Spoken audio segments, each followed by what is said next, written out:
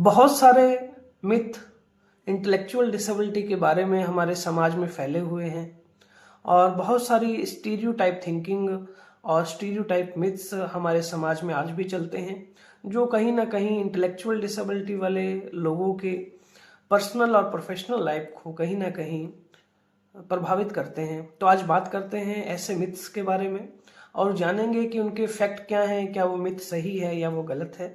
चलिए स्टार्ट करते हैं। सबसे पहला जो मिथ है वो हमारे समाज में ये है कि इंटेलेक्चुअल डिसेबिलिटी एक बीमारी है और इसे ऑपरेशन द्वारा, दवाइयों द्वारा, मेडिसिन द्वारा इसे ठीक किया जा सकता है।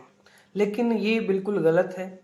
हम जब डिसेबिलिटी स्टडीज करते हैं तो उसमें हम देखते हैं कि इंटेलेक्चुअल डिसेबिलिटी एक बीमारी ना होकर के कंडीशन है और इसे पूर्ण रूप से या बिल्कुल क्योर नहीं किया जा सकता, ठीक नहीं किया जा सकता। लेकिन प्रॉपर ट्रेनिंग और थेरेपी के माध्यम से इसे कुछ ना कुछ हद तक ठीक किया जा सकता है, इसके लेवल में सुधार किया जा सकता है, लेकिन पूर्ण रूप से इसको ठीक नहीं किया जा सकता।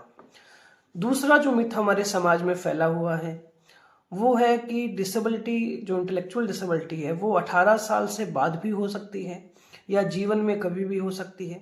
तो ये भी मिथ जो है वो पूर्ण रूप से गलत है।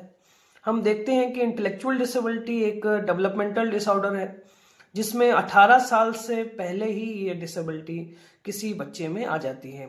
यानी 18 साल तक जब बच्चे का ऑल ओवर डेवलपमेंट होता है या मेच्योरेशन की तरफ जो बच्चा बढ़ता है तो उससे पहले ही बच्चे के ब्रेन में किसी न किसी डिसफंक्शनिंग के कारण उसका ब्रेन डेवलपमेंट रुक जाता है और बच्चा इंटेलेक्चुअल डिसेबल हो जाता है।